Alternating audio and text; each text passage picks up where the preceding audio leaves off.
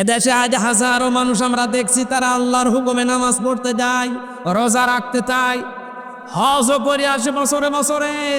কিন্তু রাসূলুল্লাহ যে কোরআন দিয়ে 10 বছর রাষ্ট্র চালিয়েছিলেন, এইটা তারা রাজনীতি মনে করে এড়িয়ে যাচ্ছে। এরপরও যদি না বোঝার ভান করে থাকেন, আপনার খবর আছে। ওই লোকটা তো আল্লাহর স্বীকৃতি দেওয়ার পরে রেসালাতের স্বীকৃতি না দিয়ে জাহান্নামী হয়েছে, আপনিও তাই হবেন। আজ যারা বলে আমি নামাজ পড়ি না, আমি রোজা রাখি না, আমি হজ করে এসেছি, আর ভাই আপনি যা মানছেন এগুলো তো আল্লাহর বিধান, আল্লাহর প্রেরিত পুরুষ এই জামানার জন্যে কে? মুহাম্মদ রাসূলুল্লাহ। এই এখান থেকে শুরু করে না কিয়ামত পর্যন্ত আল্লাহর প্রেরিত পুরুষের নাম মুহাম্মাদুর রাসূলুল্লাহ। সুতরাং আপনি ভুল পথে আছেন। আপনি নামাজ পড়তে পারেন, রোজা রাখতে পারেন, হজ করে আসতে পারেন, যাকাত দিতে পারেন, কিন্তু আল্লাহর নবীর 40 থেকে 63 এই 23 বছরের জীবনী যারা মানেন না, শুনলেই সালে রাজনীতি মনে করেন, আল্লাহর কসম আপনার মরণ হবে ফেরাউনের মতো। আপনি ওই ঈমান পাবেন না, আপনার জীবন ব্যর্থ, আপনি ক্ষতিগ্রস্ত হয়ে যাবেন। একটা উদাহরণ দিচ্ছি, এদিকে তাকান। আমি যে কিছুক্ষণ আগে টয়লেটে গিয়েছিলাম, বাম পা দিয়ে প্রবেশ করে আল্লাহুম্মা ইন্নী আউযু বিকা মিনাল খুবুসি ওয়াল খাবাইস, এটা পড়ে প্রবেশ করে 5-7 মিনিট কাজ। এরপরে যখন ডান পা দিয়ে বের হলাম, গফরানাক আলহামদুলিল্লাহিল্লাযী আযহাবা আন্নিল আযা ওয়া আফানি, এই দুইটা দোয়া পড়ার মাঝখানে যে 8-10 মিনিট সময় গেল, পড়াটা ইবাদত। পড়াটা কি? এখানে যারা আলেম আছে জিজ্ঞাসা করেন তো এই নিকৃষ্ট কাজটা ইবাদত কিনা? কথা বলা লাগবে। এটা আপনি ইবাদত মানেন তো বলেন, কেন মানলেন? কারণে তরিকাটা ছিল রাসূলুল্লাহর। আল্লাহ কি আপনাকে ওইভাবে বলেছে যে বাম পা দিয়ে প্রবেশ করে ডান পা দিয়ে বের হয়ে 8-10 মিনিট কাজ করো বলেছে? তরিকাটা কার? বলেন বলেন। 8-10 মিনিট সিস্টেম রাসূলুল্লাহর আপনি পালন করে যদি এটা ইবাদত হয়, বিশ্ব নবীর 63 বছরের জীবন 10 বছর এই কোরআন দিয়ে দেশ চালিয়েছিলেন, এটা ইবাদত মনে হয় না। এটা ইবাদত যতদিন মনে না হবে ততদিন এই দেশে ন্যায় বিচার প্রতিষ্ঠিত হবে না। এটাকে যারা রাজনীতি মনে করে এখনো পর্যন্ত উল্টাপাল্টা ধারণায় আছেন, আপনার কি বিশ্বাস হয় না যে আপনি নামাজ পড়লেও, রোজা রাখলেও, হজ করে আসলেও আপনার মরণ ওই ফেরাউনের মতো হবে? কারণ ও আল্লাহর প্রেরিত পুরুষ রাসূলুল্লাহকে মানে নাই। কথা বলেন। এরপরে যদি কারো বিবেক না খোলে, আমার মনে হয় বিবেকের ওপরে কুকুরে পোশাক তুলছে। ও বলছে ঠিক করলে এলাকায় আসলে 8-10 মিনিট টয়লেটে থাকলেন, এটা ইবাদত মনে করেন। আর 63টা বছর তার প্রেরিত পুরুষ দুনিয়ায় কাটিয়ে গেল, ওই অনুযায়ী চলতেই তো আমরা বলি। আমরা কি লেনিনের অনুযায়ী চলতে বলেছি? কথা বলেন না কেন? মাওলানা নিজামের অনুযায়ী চলতে বলেছি? খালেদা জিয়ার অনুযায়ী চলতে বলেছি? আমরা বলছি রাসূলুল্লাহর আদলে চলেন। ন্যায় বিচার কারে বনে, কত প্রকার কি কি গ্যারান্টি দিতে পারি, যদি রাসূলুল্লাহর মতো 10টা বছর এই কোরআন দিয়ে বাংলাদেশ চলে, 36,000 কোটি টাকা এই দরবেশের মতো না, 36 পয়সা এদেশ থেকে চুরি হবে না। আপনি একটু দিয়ে দেখেন না কেন এরকম মানুষদেরকে দেওয়া, তো এরকম মানুষদেরকে যারা সারা জীবন জুলুম করে আল্লাহর আসামি হয়ে বসে আছে, যারা নিজের নফসের ওপরে, পরিবারের ওপরে, সমাজের ওপরে, রাষ্ট্রের ওপরে, জনগণের ওপরে জুলুম করেছে, ওরা সরাসরি আল্লাহর মামলার আসামি। আর যারা আল্লাহর মামলার আসামি নিজেরা, তাদের দিয়ে কল্যাণ সম্ভব? যারা আল্লাহর বন্ধু, যারা ঈমান অনুযায়ী কাজ করবে, এই যে এই মহা ক্ষতি থেকে বাঁচার জন্য প্রথম লাগবে এই জন্য ঈমান। প্রশ্ন আসতে পারে আমার কি ঈমান নেই? না, ঈমান আছে। কথা বললে আপনার ঈমান থাকবে তা না। অমিনান নাসি মান ইয়াকুলু আমান্না বিল্লাহি ওয়া বিল ইয়াউমিল আখির ওয়া মা হুম বিমুমিনিন। মানুষের ভেতরে অনেক মানুষ এমন আছে তারা বলে আল্লাহ তো মানে বিশ্বাস করি, কিয়ামত হবে এইটাও বিশ্বাস করি। আল্লাহ বলেন এরা কিন্তু ঈমানদার না। যতদিন পর্যন্ত এই দুইটা শব্দ তার বাস্তব জীবনে প্র্যাকটিক্যাল লাইফে দেখা না যাবে ততদিন ওই লোকটা ইমানদার না। হযরত ওমর আল্লাহকে বিশ্বাস করে আমাদের মতোই কথা বলেছিলেন, কিয়ামতে জবাব দেওয়া লাগবে কথা তিনি আমাদের মতোই বলেছিলেন, কিন্তু তার প্র্যাকটিক্যাল লাইফটা তাকান, এই বিশ্বাসটা তিনি কোথায় নিয়ে গেছেন। তার জীবনের ভেতরে দেখেছি তিনি সন্তান ভর্তি করেছিলেন মাদ্রাসায় হযরতে আব্দুল্লাহ বিন ওমরকে। ওই প্রতিষ্ঠানে পড়তো ওই দেশের প্রধান বিচারপতি হযরতে আলীর সন্তান হোসাইন। বারবার টেবিলের উপর থেকে কলম ফেলে দিচ্ছে আর বলে হযরত ওমরের ছেলে আব্দুল্লাহকে বলে তুলে দাও। 3 বার ফেলে দিলেন, 3 বারই তুলে দিলেন। উনি তো প্রেসিডেন্টের ছেলে, একটু রেগে গেছেন যে বারবার কলম ফেলো আর আমারে তুলতে বলো, আমি কি তোমার চাকর নাকি? হযরতে হোসাইন বলেই ফেলেছেন যে তুমি শুধু চাকর না, তুমি তো চাকরের বাচ্চা চাকর। বাড়িতে গিয়ে বলছে আব্বা হোসাইন আমাকে গালি দিয়েছে, আমি আর মাদ্রাসায় যাব না। কেন, কি গালি? আমি নাকি চাকর, এমনকি তুমিও চাকর। তুমি যদি বিচার না করে অপমানের, ঠিক আছে এখন না জমার দিন করব। জমার দিন হাজারো সাহাবায়ে কেরাম এক জায়গায় মসজিদে নববীতে হযরত ওমর বয়ান করছিলেন, হঠাৎ আলোচনা থামিয়ে দিলেন, ডাক দিয়ে বললেন হোসাইন সামনে আসো। কাছে ডেকে বললেন তুমি আমার এই ছেলেকে গালি দিয়েছো, চাকরের বাচ্চা, খাদেমের বাচ্চা, খাদেম বলে রা দিয়েছি, কেন দিলে? এরকম অপমানজনক কথা বললে কেন? হযরতে হোসাইন বলে খলিফা বুকে হাত দিয়ে বলেন তো আপনি কি আমার নানার খাদেম ছিলেন না?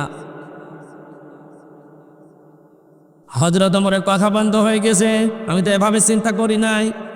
তুমি যা বললে এটা কি লিখে দিতে পারবে যে আমি রাসূলুল্লাহর খাদেম ছিলাম? ঠিক আছে, কাগজ কলম নিয়ে আসেন। খেজুরের পাতা নিয়ে আসতে বললেন এক সাহাবীকে, লিখে নিলেন এ ওমর আমার নানার খাদেম ছিল, আমি দেখেছি, আমি সাক্ষ্য দিচ্ছি, সই করে দিলাম, এতে হোসাইন ইবনে আলী। কাগজটা হাতে নিলেন, চোমা খেলেন, ডাক দিয়ে বললেন নবীর সাহাবীরা বিচার হয়ে গেছে। ছোট মানুষ আব্দুল্লাহ তো বসে না, বলে আব্বা তুমি তো এখনো বিচার আরম্ভ করলে না, হোসাইনকে কিছু করবা না, ওকে মারধর করবা না? হযরতে ওমর চোখের পানি ফেলে বলে সন্তান, যে বিচার করেছি দুনিয়া না, মরণের পরে কাজে লাগবে। আমি যখন মারা যাবে এই কাগজটা আমার কাফনের ভেতরে দিয়ে দিও। জীবনে যদি কিছুই কবুল না হয় আল্লাহর কাছে, অন্তত কাগজটা তুলে দেখাবো, রব্বুল আলামিন তোমার নবীর নাতি নিজে লিখে দিয়েছে যে আমি নবীর খাদেম ছিলাম, এই ওসিলাই হলেও আজকে কিয়ামতে আমার তুমি মাফ করে দাও। তাদের ইমানের ধাঁচ দেখেছেন, কোন বিশ্বাসে তারা চলতো। আমাদেরও ইমান আছে, আমাদের ইমানে 10টা টাকা এদিক থেকে ওদিকে, রাস্তা থেকে পড়ে পাওয়ার পরে 10 টাকা ফেরত দেওয়ার মতো ইমান আমাদের নেই। অথচ এই মানুষটাও তো রাষ্ট্রের দায়িত্ব ছিলেন, তাদের ইমান কোথায় পৌঁছিয়েছে তাকে কোন চিন্তা ভাবনায়, কোন টেন্ডেন্সিতে নিয়ে গেছে, আর আমরা আছি কোন ইমানে। এখানে মহা ক্ষতি যেটা অপেক্ষা করছে তামাম দুনিয়ার মানুষের জন্যে, বাঁচতে হলে ইমান হযরত ওমরদের মতো আনা লাগবে। কোন মানুষ যদি ইমান আনে তাকে কমপক্ষে 7টা জিনিস দুনিয়ায় মেনে চলতে হয়। ওই যে কায়দায় ছোটবেলায় হুজুর আমাদেরকে পড়িয়েছিল, ওই সময় বুঝি নাই, কিন্তু এখন বুঝতেছি। ওই সময় এক বাক্যে আমাদেরকে ছোটবেলায় কায়দা পড়তে গেলেই পড়িয়েছে আমানতু বিল্লাহি কামা হুয়া বিআসমাইহি ওয়া সিফাতিহি ওয়া ক্বাবিলতু জামিয়া আহকামিহি ওয়া আরকানিহি। এ কথা পড়েননি? কি বলেছিলেন আপনি? আমানতু বিল্লাহ, আমি বিশ্বাস করি, ঈমান আনি এমন আল্লাহর উপরে, কামা হুয়া, যার অস্তিত্ব আছে। পৃথিবীর অন্যান্য ধর্ম যারা মেনে চলেন তাদের সাথে আমাদের ইসলামের এই, কারণ আমরা এমন আল্লাহকে বিশ্বাস করি যার অস্তিত্ব আছে। প্রশ্ন আসতে পারে হিন্দুরা যে 12 মাসে 13 পূজা করে, ওদের 33 কোটি দেবতা, ওদেরও তো অস্তিত্ব আছে। হ্যাঁ আছে, আমাদের আল্লাহর যেমন অস্তিত্ব আছে ওনাদের দেবতার অস্তিত্ব তো তাও দেখা যায়, আমাদের তো দেখা যায় না। মেনে নিলাম প্রথমটা নাই মিলেস, পরের গুলো মিলান তো মেলে কিনা? বিয়াসমাইহি, আমরা এমন আল্লাহর ওপরে ঈমান এনেছি যার শুধু অস্তিত্ব না, তার নাম আছে। নাম নেই? বলেন না কেন? এখন হিন্দুরাও তো এই কথা বলবে যে হ্যাঁ আমরা যার ইবাদত করি তারও নাম আছে। এই যে দুর্গা, সরস্বতী, ও বল নাম দেয়নি ওরা? আমাদের আল্লাহর নাম আছে 5,000, আমরা 99টা জানি বেশি। ঠিক আছে, আমাদের অস্তিত্ব নামের সাথে মিলেছে। 3 নম্বরটা মিলান, দেখবেন অনেক কিছু একটা একটা করে মিলবে না। বিআসমাইহি শুধু না, ওয়াসিফাতিহি, আমরা এমন আল্লাহকে বিশ্বাস করি যার গুণাগুণ আছে। হিন্দুদের জিজ্ঞাসা করেন, ও ভাইরাও বলবে আমরা এমন দেবতার ইবাদত করি যার গুণাগুণ আছে। সরস্বতীর গুণাগুণ কি? লেখাপড়ায়, বিদ্যাতে বরকত দেওয়া। সেই মানুষটা যদি বলে ফসলে বরকত হয়েছে দুর্গার কারণে, তার ঈমান থাকার কথা। এতটুকু শেষ করেননি, তবে প্রথমে অস্তিত্বের সাথে মিলে গেছে, নামের সাথে মিল আছে, গুণাগুণও মিলছে। আল্লাহ রাব্বুল আলামিন যতগুলো গুণ নিয়ে নাম নিয়েছেন, শুধু নাম নিয়েই শেষ করে দেননি, প্রতিটি নামের কার্যকারিতা তিনি দুনিয়ায় দেখিয়েছেন। তিনি রব নাম নিয়েছেন, এজন্য নেই থেকে আমাকে হামজা বানিয়েছেন। কথা বলে না কেন? হালাতা আলাল ইনসানি হাইনুম মিনাদ দাহারি লাম ইয়াকুন শাইয়াম মাযকুরা। হামজা, তোর জীবনে কি এমন সময় ছিল না যখন উল্লেখ করার মতো তুই কিছু ছিলি না? এ কথা কার? তার মানে যে নেই থেকে অস্তিত্ব দিয়ে পর্যন্ত বানিয়েছেন আমাদের রব। এ নামটা নেওয়ার কারণে নাম আছে, নামের গুণাগুণ আছে, এবং এ নামের বাস্তবতাও তিনি দেখিয়েছে। এবার আপনি পৃথিবীর যত ধর্ম আছে মিলান, যে কোনো ধর্মের যারা অনুসারী, তারা যাকে দুর্গা নাম দিয়ে দুর্গাকে আপনি ফসলের মাঝে রেখে আসেন, বরকত দেওয়া দূরের কথা, দুর্গা সহ ফসল চুরি হয়ে যাবে। কথা বলছে এখন। আমি একটা উদাহরণ মাত্র দিলাম, মিলছে না। আমরা এমন আল্লাহতে ঈমান এনেছি, বিশ্বাস করেছি, যিনি শুধু নাম নিয়ে বসে নেই, নামের গুণাগুণ এবং কার্যকারিতাও দেখিয়েছেন। এবার আমাদের ঈমানের সফলতা, পূর্ণতা পাবে ওই সময় ওয়াসিফাতিহি ওয়া ক্বাবিলতু জামিয়া আহকামিহি ওয়া আরকানি। আমরা শেষে এই কথার স্বীকৃতি দিয়েছি যে আমি কিন্তু কবুল করে নিয়েছি, আমি কবুল করে নিলাম, আমি স্বীকৃতি দিলাম, কবুল করলাম, গ্রহণ করলাম।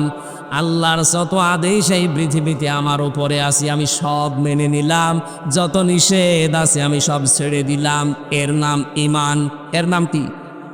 এই যে উদাহরণটা ফেরাউনের দিলাম এমনি না। আপনি নামাজ আল্লাহর হুকুম মতো পড়েছিলেন, রোজা আল্লাহর হুকুম মতো রেখেছিলেন, ওই আল্লাহর একই হুকুম ছিল কোরআনে, ইয়াসিন ওয়াল কোরআনিল হাকিম। আল্লাহর পাঠানো একমাত্র ঘোষণা দেওয়া নেতা এই পৃথিবীতে মুহাম্মদ রাসূলুল্লাহ। ইয়াসিন শব্দের ব্যাখ্যায় আমি পড়েছি, ইয়া মানে হে, সিন মানে সাজ্জেদ। আল্লাহর ঘোষণা দেওয়ার নেতা কয়জন? এটা দুনিয়ার বিষয় মনে করবেন না যে দুনিয়ার বিষয় ছাড় দিলাম, না, এটা আখিরাতের সাথে সম্পৃক্ত। এই দুনিয়াতে যাদের আদর্শ ঠিক নেই, নেতা ঠিক নেই, ও মারা যাওয়ার পরে ওই লোকটার সাথে হাসরে উঠবে যেই লোক তার পেছনে ছিল। ঠাকুরগাঁও বাসী আমি টেনে না, আল্লাহর কসম আমি আপনাকে বাঁচাতে চাই। কোরআনের চোখ লাগিয়ে দেখতে পাচ্ছি আপনি জাহান্নামে যাচ্ছেন। ময়দানে মাস্টারে যেদিন উঠবেন আপনি, কোরআনে কারিম আমাদেরকে জানিয়েছে, ইয়াউমা নাদউ কুল্লা উনাসিম বিইমামিহিম। দুনিয়ায় যে যার পেছনে ঘুরতো, যার আদর্শ মেনে দুনিয়ায় চলতো, কিয়ামতের দিন সে ওই নেতার সাথে উঠবে। এবার আপনি বলেন তো এটা দুনিয়ার বিষয় হয় কি করে? এরপরেও কি আপনার বিবেকে নাড়া দেয় না? কিয়ামতে আপনি উঠবেন ওই লোকটার সাথে যাকে দুনিয়ায় আদর্শ মনে করে চলতেন। এবার আপনার বিবেকের কাছে আমার প্রশ্ন, আপনি তাকে মেনে চলেন, বলেন এই লোকটা যদি কিয়ামতে আপনার সামনে থাকে, আপনি পেছনে, কি মনে হয় আপনার? ওকে দেখে আল্লাহ মাফ করার মতো, কারণ আপনি তার চরিত্র না জানতে পারেন, ওর চরিত্র, ওর পোশাক আশাক, ওর সোরাত সিরাত কে জানে? আরো জোরে বলেন।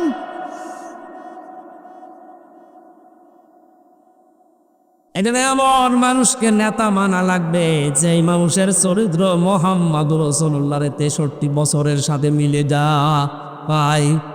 এটা যদি কেউ রাজনীতি দুনিয়ার কাজ মনে করে ছেড়ে চলে যান, আপনি মরেন। আপনি মরিয়ে দেখেন আপনার কি হয়। আল্লাহ আমাদেরকে যেন বোঝার মতো তৌফিক দেন, বলেন আমিন। সুতরাং এই মহা ক্ষতি থেকে আমি সহ যারা আছি যদি বেঁচে থাকতে যাই, এই বিষয়গুলো সামনে নিয়ে আমাদের ঈমান আনা লাগবে। আল্লাহর নবী বলেন, ইদা সাররাতকা হাসানাতুকা ওয়া সাআতকা সাজ্জিয়াতুকা ফাআনতা মুমিন। ওই লোকটার ঈমান আছে যেই লোকটা ভালো কাজ দেখলে আনন্দ পায় আর অন্যায় দেখলে তার কষ্ট হয়। ভালো কাজ দেখলে আনন্দ লাগে এরকম মানুষ বাংলাদেশে ছিল না। যারা ছিল অধিকাংশ মানুষই খারাপ কাজ দেখলে তাদের আনন্দ লাগতো। আপনি কত বড় নাটক পাস মহিলা দেখলেন না? ইলিয়াস আলীর মতো মানুষের সন্তানকে বুকের ভেতরে নিয়ে বলছে তোমার বাবাকে আমরা খুঁজে বের করার চেষ্টায় আছি, অথচ লোকটাকে ওই সময় তারা মেরে ফেলেছে। যে মহিলা তার সন্তানকে বুকের ভেতরে নিয়ে কথা সান্ত্বনা দিচ্ছে যে আমরা দেখতেছি, ও কিন্তু জানে যে ইলিয়াস আলীকে দুনিয়া থেকে বিদায় করে দেওয়া হয়ে গেছে। আপনি এত বড় প্রতারণা, এত বড় নাটক করলেন কি করে? আপনার ঘুম আসতো কি করে এত নাটক মাথায় নিয়ে? আমি যে প্রথমে বলেছিলাম যারা রিমান্ডে দায়িত্ব পালন করে, বিশেষ করে আয়না ঘরে ওই ডিবি অফিসের নিচে যারা, এই মানুষগুলো বাড়িতে যে হয় লাল পানি খাবে নাই ঘুমের বড়ি খাবে, তাছাড়া ওদের ঘুম আসা সম্ভব না। আমরা এই হাজি সাহেবাকেও দেখলাম, উনি বলতো আমি প্রতিদিন যায় নামাজ খুঁজি, কোরআন শরীফ পড়ি। কই এই ছেলেরা তো সে কোরআনও পায়নি, যায় নামাজও পায়নি, যা পেয়েছে ওটা বলার মতো না। আর যা দু একটা পেয়েছে সব ওই লাল পানির বোতল। কথা বলেন এখন আপনি এই জুলুম অত্যাচার আয়না ঘরের এই নির্যাতন নিচে জানতেন যেগুলো হচ্ছে ওখানে, এগুলো দেখার পরে কোনো মানুষের স্বাভাবিকভাবে ঘুম আসা সম্ভব না, এই জন্যই লাল পানি খাওয়া লাগতো। এই জন্য ভালো কাজ যাদের কাছে ভালো লাগে না, অন্যায় দেখলে যাদের অন্যায় মনে হয় না, সে 14 বার হজ করতে পারে কিন্তু সেই ইমানদার না, সে ওই ক্ষতির ভেতরে আছে। আমরা কি ক্ষতির ভেতরে আছি কিনা আমরা নিজেরাই প্রমাণ। ভালো কাজ দেখলে আপনার আনন্দ লাগবে, অন্যায় দেখলে আপনার কাছে কষ্ট লাগবে, মাস্ট বি। শুধু নামাজ পড়া, রোজা রাখা, হজ করাই ভালো কাজ না। এই পৃথিবীতে সব চাইতে ভালো কাজ আল্লাহর দৃষ্টিতে মাইয়ানফাউন নাস খায়রুন নাস। যে লোকটা দুনিয়ায় মানুষের উপকার করে, মানুষকে বিপদ থেকে বাঁচিয়ে দেয়, এই লোকটা আল্লাহর কাছে সব চাইতে দামি। সুবহানাল্লাহ বলতে পারেন না? শব্দের দিকে খেয়াল করেছেন? নবীজি বলেন খায়রুন নাস, সব চাইতে ভালো মানুষ, উত্তম মানুষ আল্লাহর কাছে ওইটা। ইয়ানফাউন নাস, নবীজি বলেন না যে ইয়ানফাউল মুসলিম, যে মুসলমানের যারা উপকার করে তারা। ইয়ানফাউন নাস, হিন্দু কি মানুষ না? সুতরাং আমরা উপকার করতে চাই, মানুষ সে ধর্মের হোক। আর এটা আমার মনে হয় সবচাইতে বেশি অনুধাবন করেছে বাংলাদেশের জামাত ইসলামের আমির ডাক্তার শফিকুর রহমান। উনি ধর্ম বেধর্ম দেখে না, মানুষ হলেই ছুটে যায় সেখানে। আমাদের আচরণ এরকম হওয়া দরকার। ক্ষতি থেকে বাঁচতে হলে ঈমান আছে কিনা আপনি নিজে এখন প্রমাণ। ভালো কাজ দেখলে আনন্দ লাগবে আপনার, সে সেই করুক। অন্যায় দেখলে অবশ্যই আপনার খারাপ লাগবে, কষ্ট লাগবে। ও আমিলুস সলিহাত, যারা দুনিয়ায় ভালো কাজের আঞ্জাম দেয়। ভালো কাজ কি?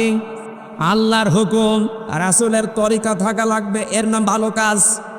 কথা বলছে? কোনো ভালো কাজ যদি কেউ আঞ্জাম দিতে চায় 4টা শর্ত মানা লাগে। 1 নম্বরে ওই ভালো কাজ জানার আগে আপনাকে ওই বিষয়ের জ্ঞান অর্জন করা লাগবে, আরবিতে এলেম বলা হয়। 2 নম্বর আপনার নিয়ত পাকা থাকা লাগবে, এটা লোক দেখানোর জন্য না, আল্লাহর জন্যে। কথা বলছেন না কেন? আমি এই শব্দগুলো মিলিয়েছি ডাক্তার শফিকুর রহমানের সাথে, বারবার নাম বলছি এই কারণে, কারণ কিছু শিক্ষা পেয়েছি তার কাছ থেকে। আমি এক জায়গায় জেলে ছিলাম তার সাথে। উনি যখনই দেখবেন বক্তব্য দেয় আগেই বলে এই দেশে যা কিছু হচ্ছে এখন সব কিছুর কৃতিত্ব আল্লাহর জন্যে। এ শব্দটা বলে না? যে কথাই বলে না কেন আগে এইটা বলে নাই যে 5 আগস্টের পর থেকে মন খুলে কথা বলতে পারি, মন খুলে সমাবেশে যেতে পারি, মানুষের কাছে যেতে পারি।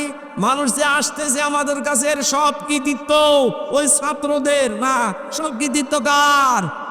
এখানে নিয়ত থাকা লাগবে সবকিছু আল্লাহর জন্যে। 3 নম্বরে এই কাজ করতে গেলে বিপদ আপদ মুসিবত ঝামেলা আসবে, ধৈর্য ধারণ করা লাগবে। 4 নম্বরে ইখলাস থাকা লাগবে। এই 4টা কাজ যারা শর্ত পূরণ করে করবে ওদের জীবনে যা হবে সব ভালো কাজ। এমনকি যদি ওই স্ত্রীর সাথে হাসি মুখে কথা বলে সেইটাও ভালো কাজ। সুবহানাল্লাহ বলতে পারেন না? অথবা সবিল হাক্কি, হকের দাওয়াত দেওয়া লাগবে। এই পৃথিবীতে সবচাইতে বড় হক এই কোরআন। সুতরাং দাওয়াত দিতে হলে কি দিয়ে দেওয়া লাগবে? আজ যেই বন্ধুরা কোরআন বাপ দিয়ে দাওয়াত দিচ্ছেন, বিশ্ব নবী 1 থেকে 40 বছর পর্যন্ত তিনি কিন্তু ভালো কাজ করেননি তা না, করেছিলেন? করেননি? 17 বছর বয়সে যে দল গঠন করলেন হিলফুল ফজল, এর মাধ্যমে কত ভালো কাজ করেছিলেন, কিন্তু পুরা আরব জাহানে তার কোনো শত্রু ছিল না। এই নবী যখন কোরআন পেলেন 40 বছর বয়সে, 40 থেকে 63 এই 23 বছরে তাকে 82 বার হত্যা করার জন্য চেষ্টা চালিয়েছে। তার মানে ভালো কাজের আঞ্জাম দিয়ে হক কাজ যদি কেউ করতে চায়, হক দাওয়াত দিতে চায়, কোরআনের দাওয়াতের বাইরে কোনো দাওয়াত নেই। যারা বলছেন আমরা তো নবীওয়ালা কাজ করি না, ওটা নবীওয়ালা কাজ না। উনি নবী হয়েছিলেন 40 বছর বয়সে। সুতরাং 40 থেকে 63 এইটা 23 বছরের যে কাজ, এইটা নবীওয়ালা কাজ। আর এটা করতে গেলে মাস্ট বি বাধা আসবে। অথবা সৌবিশ্বরী এই কাজ করতে গিয়ে যদি কঠিন বিপদ আসে, ধৈর্যের উপদেশ দেওয়া লাগবে। এই 4টা কাজের আঞ্জাম যারা দেয়, যেই দল দেয়, যেই ব্যক্তি দেয়, যে প্রতিষ্ঠান দেয়, আল্লাহ বলেন তারা এই মহা ক্ষতি থেকে বেশি আছে। বলেন আলহামদুলিল্লাহ। বিশাল একটা নিয়ামত আল্লাহ দিয়েছেন আগস্টের 5 তারিখের পর থেকে। এই মানুষগুলো এক জায়গায় হওয়ার জন্যে প্রশাসন থেকে শুরু করে এলাকায় যারা দায়িত্বে ছিলে, সরকারে কমপক্ষে 14-15 জায়গায় অনুমতি নেওয়ার জন্য চাওয়া লাগত। কিন্তু আল্লাহ আমাদেরকে উন্মুক্ত এই পরিবেশ, বাক শক্তি, কথা বলার এ শক্তি দিয়েছে। এটা মানুষের সামনে আমরা যেন বলতে পারি, সেই যোগ্যতা তিনি আমাদেরকে দিয়েছিলেন। আমাদের কণ্ঠরোধকার যারা লিখেছিল তাদের হাত থেকে আল্লাহ মনে হচ্ছে নিজে কেড়ে নিয়েছেন। কেন নিজে কেড়ে নিয়েছেন বললাম? কারণ কথা বলার যে শক্তি, এটা দুনিয়ার কেউ আপনাকে দেয়নি। এটা দিয়েছে কে? খালাকাল ইনসান আল্লামাহুল বায়ান। আল্লাহ বলেন আমি মানুষ বানিয়েছি আর কথা বলার শক্তি আমি দিয়েছি।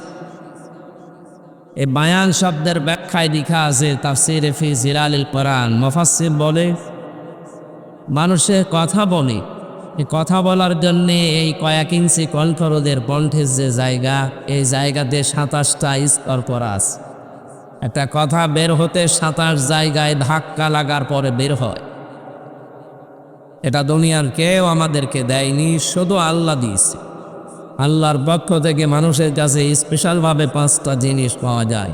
1 নম্বরে এই যে কথা বলার যে শক্তি, শ্রবণ শক্তি, দর্শন শক্তি, বাক শক্তি, আকেল শক্তি, ঘ্রাণ শক্তি। এই 5টা দুনিয়ার কেউ দেয় না। মায়ের পেটের ভেতরে আল্লাহ যাকে ইচ্ছা করে তাকে দেয়, যাকে ইচ্ছা উনি দেয় না। যে সেইটা পায় না সেই বিষয়ে অপূর্ণাঙ্গ হয়ে দুনিয়ায় আসি। যদি কথা বলার যোগ্যতা আল্লাহ মায়ের পেট থেকে আমাদের না দিয়ে বের করে দিতেন, আমরা বোবা হতাম। কি হতাম বলেন তো?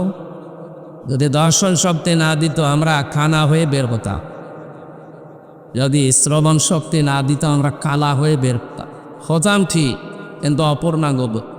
আর একটা নিয়ামত যদি কম পেতাম, সারা জীবনের জন্য মানুষের কাছে গালি শুনতে শুনতে জীবন শেষ হয়ে যেত।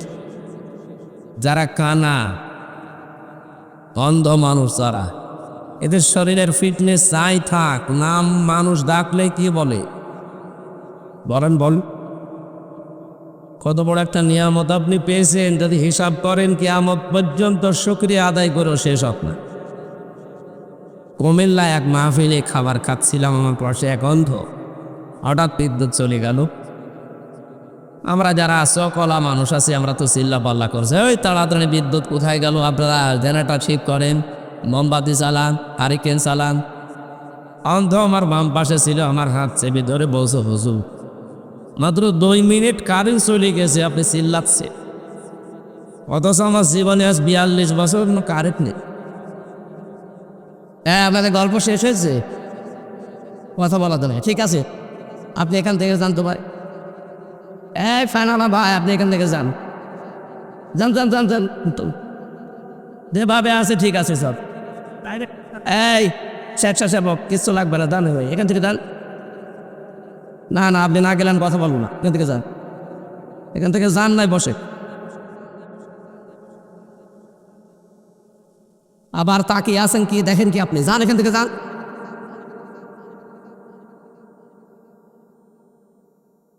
এই জন্যই তো মাহফিলগুলোতে এখন বললাম শরীর ভালো হোক এরপরে আসি। আমিও পারছি না, আপনারাও ছাড়ছেন না, হয় না কে 10-12 দিন বেডে পড়িয়েছিলাম। আমার স্ত্রী এই যে লাইফ সাপোর্টে ছিল, কালকে ওরা বেডে দিয়েছে। এই অবস্থায় মন মানসিকতা এমনি ভালো নেই, কথা বলা না, এমনি যদি নড়াচড়া কেউ করে খবর আছে। 1 ঘন্টা একেবারে এবাদত বললাম না, ওইভাবে থাকবে, সব বাদ দিয়ে দে। আমরা গতানুগতিক কথা বলবো না, আমরা কোরআনে কারিম থেকে চিন্তা ভাবনা করে এখানে যেভাবে কথা বলা দরকার আমরা চেষ্টা চালাবো। বাকি তৌফিক আল্লাহ কার। এটা অন্ধ আমাকে যে কথা বললেন যে আপনি আজ 2 মিনিটের জন্য চিল্লা পাল্লা করেন, আমি যে 42 বছর আমার জীবনে কোনো কারেন্ট নেই, আমি তো চিল্লালাম না। অন্ধ ওই দিন আমাকে বলেছিল আপনি চোখ গলা মানুষদেরকে বলে দেবে, যারা চোখে দেখে এরা তো ঘুমিয়ে থাকলেও স্বপ্নে দেখে, আর আমরা যারা অন্ধ ঘুমিয়ে থাকলেও দেখি না, স্বপ্নে আমরা কিছু দেখতে পাই, শুধু আওয়াজ শোনা। সুতরাং যে আল্লাহ আমাদের এই 5টা স্পেশাল জিনিস দিয়ে দুনিয়ায় পাঠালেন, অন্য কিচ্ছু যদি আমরা না পাই তাও আমরা আল্লাহর উপরে খুশি বলেন। কিন্তু এই নিয়ামতগুলো পাওয়ার পরে যে মানুষ আল্লাহকে ভুলে যায়। আমি 2024 সালের 5 আগস্টটা মিলিয়েছি কোরআনে কারিমের সূরা আনামের 44 নম্বর আয়াতের সাথে, বহু মিলে যায়। আল্লাহ রাব্বুল আলামিন বলেন, ফালাম্মা নাসু মা দুক্কিরু বিহি ফাতাহনা আলাইহিম আবওয়াবা কুল্লি শাই। যখন তারা আমার নিয়ম নীতি, আমার আদেশ, আমার আইন কানুন, আমি আল্লাহর বিধিবিধান ভুলে গেল, তাদের যে নিয়ামত দুনিয়ায় চলতে ফিরতে লাগে এটা আমি আল্লাহ আরো বাড়িয়ে দিলাম। আয়াতটা একটু বাস্তবে মিলান তো। 2006 সালের এই যে অক্টোবর মাসের 28 তারিখে এই বাংলাদেশে একটা ট্র্যাজেডি ঘটেছিল। লগি বৈঠা নিয়ে মানুষকে যেভাবে পিটিয়ে মারার পর তার লাশের ওপরে ড্যান্স দিয়েছিল, এ দৃশ্য আমি কোনোদিন কোনো কিতাবে বইতে পড়া তো দূরের কথা, শুনিও নাই।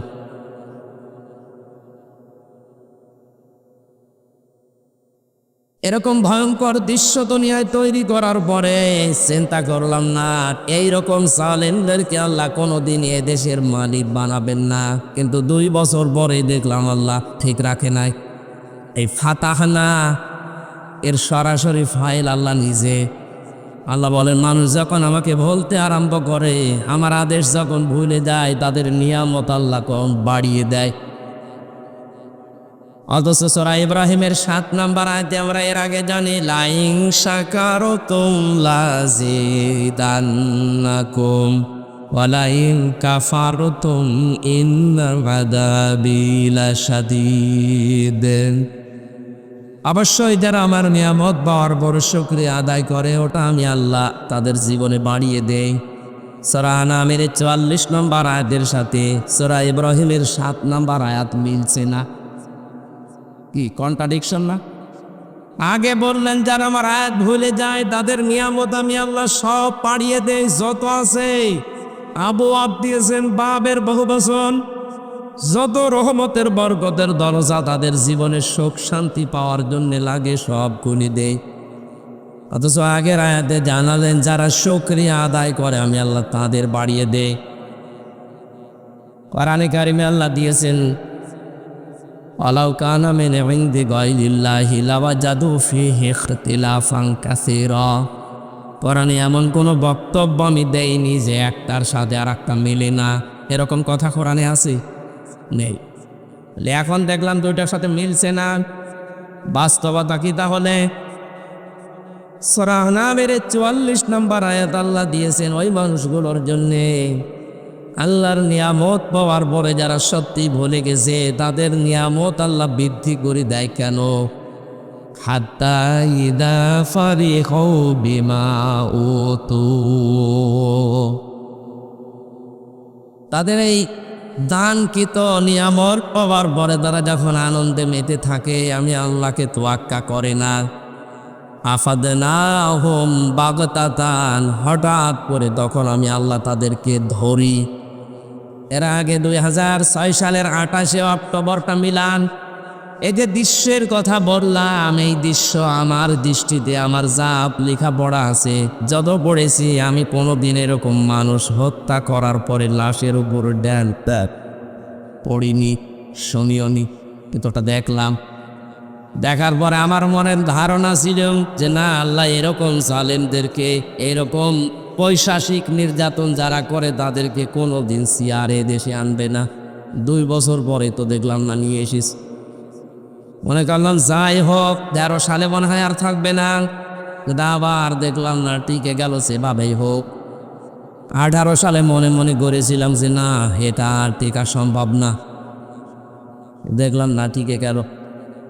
24 সাল পর্যন্ত অপেক্ষা করে দেখেছি, আল্লাহ পাক 2024-এর আগস্টের 5 তারিখে আখজনাহুম বাগতাতান, আকস্মিকভাবে তাদেরকে এমনভাবে ধরলেন ফাইদাহুম মুবলিসুন, তারা দিশেহারা হয়ে পড়েছে।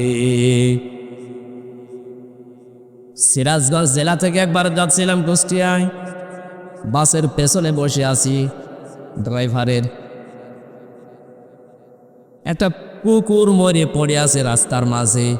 ড্রাইভার সাহেব ওপর দিয়ে না দিয়ে বাম দিয়ে চালিয়ে দিল, গাড়িটা একটু ঝাঁকি দিয়ে উঠেছে। আমি ড্রাইভারকে বললাম ভাই আপনি এরকম করলে? ড্রাইভার আমার বলছে হুজুর আপনি দেখেন না একটা মরা কুকুর পড়ে আছে, আমি ডবল করে আবার ওর পরে চালিয়ে দেব, আমার বিবেক নেই। আমি বললাম তো মরা কুকুর, ও মরলে কি আর না মরলে কি? ড্রাইভার আমার দিকে ঘুরে বলছে হুজুর আপনি কি আসলেই হুজুর? আপনি কেমন হুজুর? ও জাতিতে হিন্দুসি, রমেশ কোষ, ও তো আর আমার চেনে না। আমার দিকে তাকিয়ে যাই বলেছে আপনি কি আসলে হুজুর? আপনি কেমন হুজুর? আপনি দেখেন যে একটা মরা কুকুর পড়ে আছে, আমি ডবল করে ওর গার ওপর দিয়ে চাকা চালাবো, আমার বিবেক নেই? আমার বিবেক কি মরে গেছে? এই কথাটা শোনার জন্য তো আমি ছিলাম।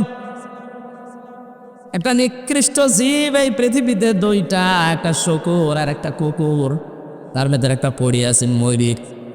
আপনার কোন ধর্মের আপনি নিশ্চয়ই পরিচয় দিলেন যে আপনি হিন্দু ধর্মের মানুষ, আপনার ইমান নেই কিন্তু আপনার বিবেক আছে, কথা বলেন না কেন? আপনার বিবেকে এতটুকু সাপোর্ট করছে না যে মরা জিনিস ডবল করে মারা যায়? অথচ এই দেশের মানুষ কন্যা নামে পরিচিত যিনি ছিলেন, তার হাজারো সন্তান বাংলার বিভিন্ন প্রান্ত থেকে রাজধানীতে জসিম ভাইকে পিটিয়ে মারার পরে ড্যাশ দিয়েছে। তাও লাশের পাশে তো ড্যাশ দিলে বাঁচতে পারতাম, লাশের উপরে দাঁড়িয়ে ড্যাশ দিয়েছে। পাপের বোঝা যখন একেবারে সর্বস্ব পৌঁছে গেছে, আল্লাহ বলেন তখন আমি ওকে ধরেছি। এই জন্য আগস্টের 5 তারিখে এটা শুধু ছাত্র জনতার মাধ্যমেই হয়নি, আল্লাহ নিজে অবস্থান নিয়েছে। কাবা ঘর বাঁচানোর জন্য যেমন আব্রাহা ধ্বংস করার জন্য আল্লাহ আবাবিল পাঠিয়েছিলেন, আগস্টের 5 তারিখে ছাত্র জনতার সাথে আমার বিশ্বাস আল্লাহ আবাবিল পাখি পাঠিয়েছিলেন। নত সালেম তো বিদায় নেওয়ার জন্য কোনো চিন্তাই করে নাই, আল্লাহ ওরে পাঠিয়েছে। এই যে আখাজ না হোম একালি প্রাণ আছে, আমি ধরেছি বাগদাতান, হঠাৎ করে তাদেরকে ধরেছি। তাকে ধরেছি শুধু তা না, হোম আছে, এই জন্য শুধু যিনি পালিয়েছেন এই জালেমাকে না, তার অনুসারী যারা সবগুলোকে আল্লাহ ধরেছে। ধরার শেষের শব্দ হচ্ছে ফাইদাহুম মুবলিসুন, তারা হতাশ হয়ে পড়েছে, তাদের চেহারার ভেতরে চিহ্নগুলো দেখা যাচ্ছে। আপনি দেখেন জালেম বিদায় নেওয়ার পরে যত জালেমদের দোসর ধরা পড়ছে, ওদের চেহারার ভেতরে এই হতাশার ছাপ। অথচ 15.5 বছর এই দেশে যারা মাজলুম ছিল তাদেরকে আপনি ধরেননি। যার নাম বললাম দেলাওয়ার হোসাইন সাইদি, আপনার এই জেলার মানুষ, এই বাংলাদেশের ইতিহাসে এতদিন রিমান্ডে কেউ ছিল না। তার সেই ছোট অত্যাচার নির্যাতন আমি নিজে দেখেছি। মানুষের উপরে এইভাবে টর্চার মানুষ করতে পারে আমার বিশ্বাস হয় না। আমার রিমান্ডে ওনার উদাহরণ দিতে হচ্ছে, দেলাওয়ারকে আমরা পিটিয়েছি এইভাবে। কি গর্ব করতো, দেখেন তো, নিজে অন্যায় করার পর আবার প্রকাশ করতো যে এইভাবে উল্টা করে পিটাতাম, আপনাকে এভাবে পিটানো হবে। আমাকে রেখেছিল কিন্তু একদিন মাত্র, 10 দিনের ভেতরে একদিন আমার 11 ঘন্টা টাঙিয়েছিল, মাত্র একদিনে আমার শরীর শেষ। এই যে এখনো পর্যন্ত আমি স্বাভাবিক না। কত ডাক্তার কবিরাজ কত কিছু চলছে না, শরীর ভালো হচ্ছে না। কিন্তু এই ছেলেটাকে একদিন 2 দিন না, মাসের পরে মাস, 54 দিন, 56 দিন না 54 দিনের নাম আমরা শুনেছিলাম। এতদিন পর্যন্ত রিমান্ডে এই দেশে কাউকে নেওয়া হয়নি।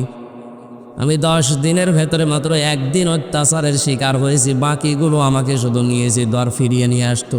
কিন্তু সে 54 দিনে অত্যাচারের শিকার।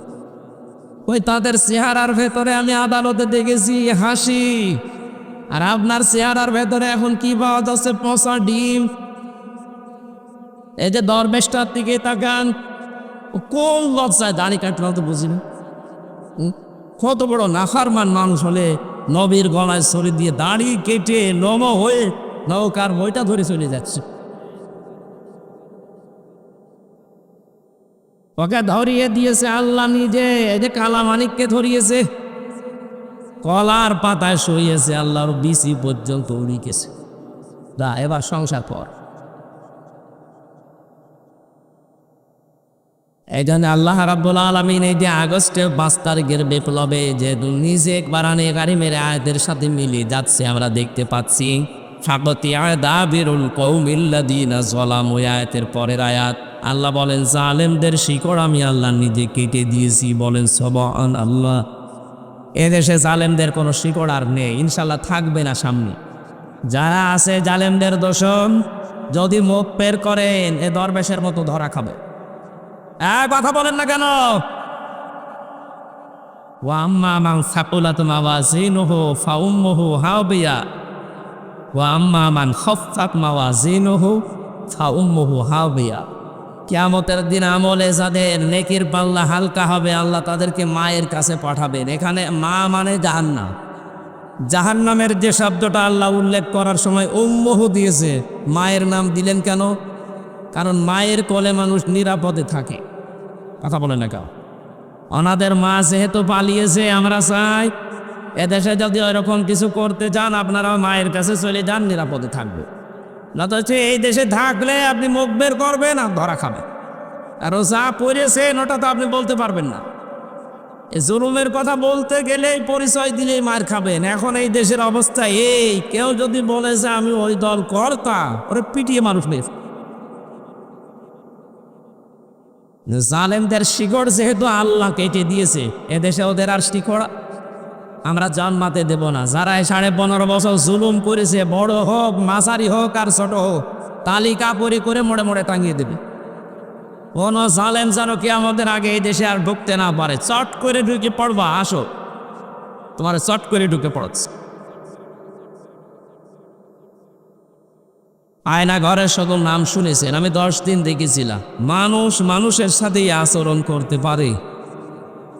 আমার সাথে যিনি ছিলেন মুফতি ফখরুল ইসলাম, এই লোকটা এই যে পায়ের ভেতরে এইভাবে হাত দিস, সামনে যে লোহার ব্যারিকেড দেওয়া, ওর সাথে হাত লাগিয়ে তালা লাগিয়ে দিস। 1-2 মিনিট 5 মিনিট, মাসের পরে মাস এভাবে থাকা লাগে। 8 বছর 10 বছর পর্যন্ত এভাবে পড়ে আছে মানুষ। আমি মাটির নিচে আওয়াজ শুনেছিলাম কেউ আছে 14 বছর একাধারে পড়ে আছে, কেউ জানে না পৃথিবীতে।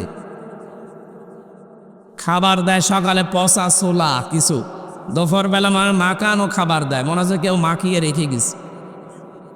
এখানে যে দায়িত্বগুলো পালন করতো মানুষ, এরা বাড়ি যেয়ে ঘুমায় তো কি করি?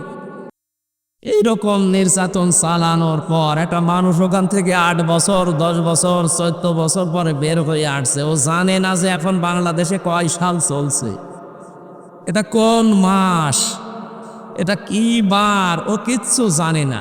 কারণ ওখানে ওই রকম অবস্থায় এইরকম শাস্তি দেওয়া হুকুম। আপনি চিন্তা করতে পারেন, 2 দিন 3 দিন 5 দিন হলেও মেনে নেওয়া যায়, 8 বছর 10 বছর। মুফতি ফখরুল আমাকে বলতো, ভাই জীবনে আল্লাহকে মাঝে মাঝে বলতাম, আল্লাহ তুমি আমার মরণ দিয়ে দিও, আমি যদি একটু শুইতে পারতাম।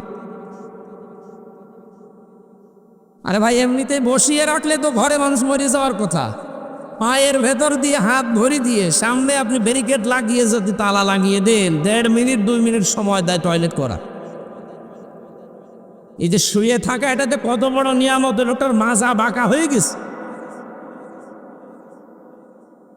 আমার 10 দিনে মাজা কাঠি খুলে দেওয়ার উপক্রম, আর ওর 3 মাস একাধারে ওইভাবে 8 বছর, কেউ 10 বছর পরে বের হয়ে আসছে।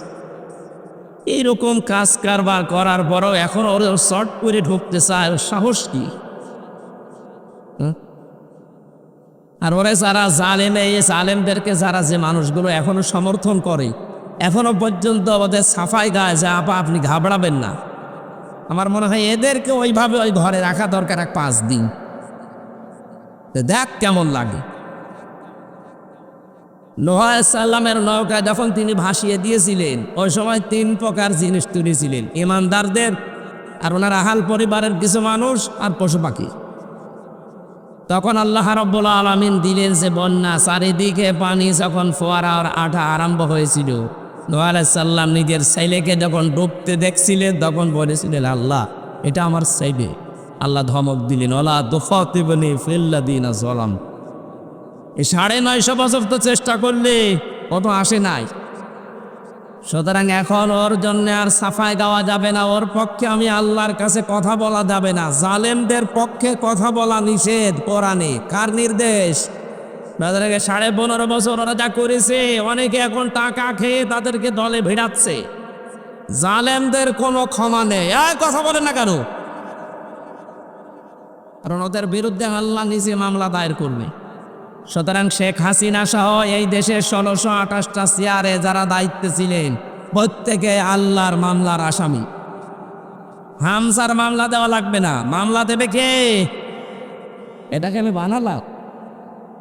সূরা সূরা 25 নম্বর পারা 6 নম্বর পৃষ্ঠার 13 নম্বর লাইনের 42 নম্বর আয়াতে আছে, ইন্নামাস সাবিলু আলাল্লাযিনা ইয়াযলিমুনান নাস।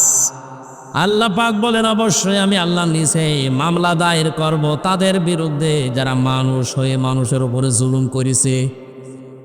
ওরা যে 15.5 বছর জুলুম করেছে, যাদের দিয়ে করেছে, এটাকে আবার ওয়াজ করে বোঝানো লাগবে। প্রত্যেকে আমরা এর শিকার, কেউ কম কেউ বেশি। এই জন্য জালেমদের পক্ষে কেউ কথা বলবেন না, সাফাই গাবেন না, এটা আল্লাহর নির্দেশ। কথা বলেন। যেখানে আছে জালেমরা যাক, সব চলে যাক, এদেশে কোনো জালেমের স্থান নেই। দরুদ আর সালাম পাঠের মাধ্যমে আজকের তেলাওয়াতকৃত আয়াত পরিচিত সবার, কিন্তু এর ভেতরে আল্লাহ দুনিয়া আখিরাত লুকিয়ে রেখেছেন। সূরা আসরটা কেউ যদি সফলতা পেতে চায়, পুরা কোরআন দরকার নেই, এই একটা সূরা হলে হয়ে যাও। এর ভেতরে যে কথাগুলো আল্লাহ দিয়েছেন, যদি সত্যি আমরা মেনে নিতে পারি, আসল লাভের মুখ আমরা দেখতে পারবো। সুবহানাল্লাহ বলতে পারেন নাই? আজকের আলোচ্য বিষয় হচ্ছে লাভ ক্ষতি। কি বললাম? লাভ মানে ইংরেজি লাভ। ইংরেজি লাভের অবস্থা ভালো না, এই জন্য ইংরেজি লাভে যারা আছেন তারা থামে।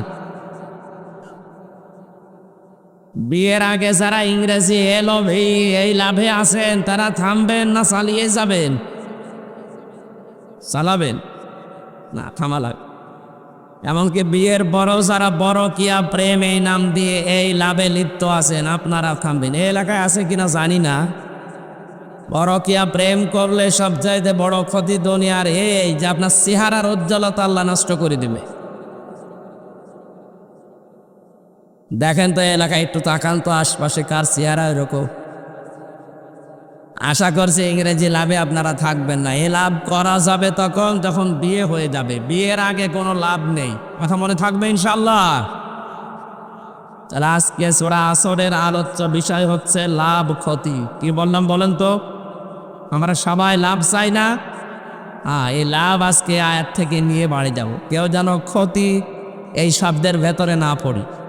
আমাদের অবস্থায় এই লাভকে আমরা ক্ষতি মনে করি আর ক্ষতিকে লাভ মনে করি। এই যে ছেলেটা পরীক্ষা দিয়েছে, ম্যাট্রিক পরীক্ষা দিচ্ছে, যে স্যার ক্লাসে ছিল ওই স্যার